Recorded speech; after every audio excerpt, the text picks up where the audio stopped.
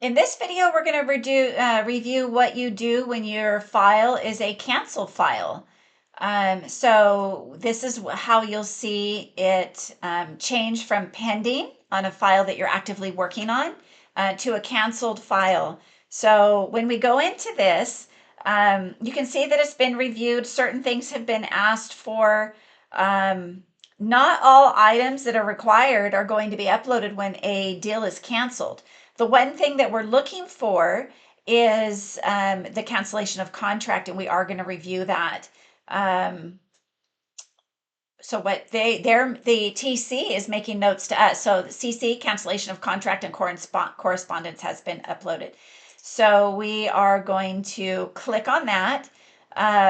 Paperclip. Anytime, by the way, anytime you see a paperclip that has, I don't know if we have an example here on, yes.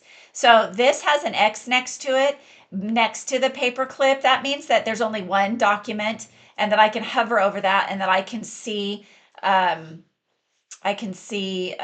document by not clicking on there. We want to only use that with simple disclosures like an AD or one-page disclosures, anything like that. Anytime it's a document that has a lot of pages, like the RLA or the RPA, we do not want to use this. We want to open it in a section here next to it and toggle back and forth so that we can make notes on our checklist. And that was just a side note. Anyway, in a canceled transaction, we're going to look for the cancellation. This one has more than one document.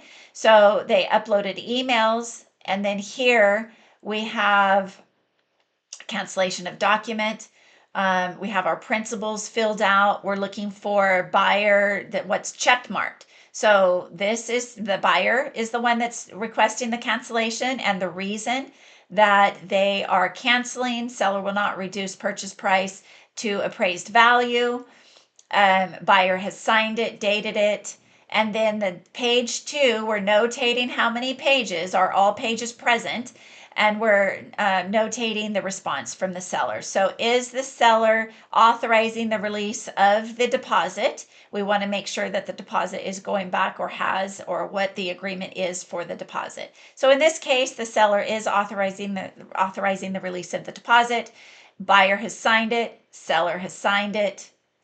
Both pages are present, so that form is good. And there we go. And then I'm going to review the emails that are there. To received, this is letting us know the correspondence between the agents going back and forth on the cancellation, which is always good to have.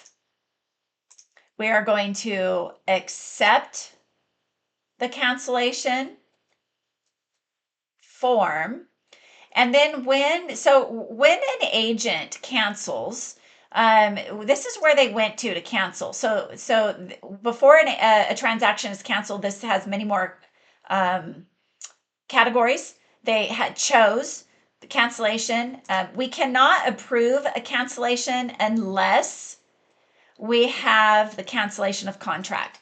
So if they have requested a cancellation and the cancellation of contract is not there, we can always use the email section here to the TC. You would get rid of agent, you would add TC and request the cancellation of the contract, or you can just simply email the TC where you're going to find. I'm trying to cancel that out there. Where you're going to find the TC. Hopefully they've inputted into the contact section. You'll be able to find the TC there. RPA, I'm going to see what's here because a request was added. Agency, what was the request? Need to use the CAC form to modify agency representation. Looks like amendment to the agreement, all parties agree. So they use the AEA, the amendment to the agreement, to correct the agency, and it is fully executed. So there's always multiple ways to correct a deficiency in a form. So I'm going to accept that, because if we don't accept a pending one, it's never going to kind of fall off of our list. So I'm going to go through everything else.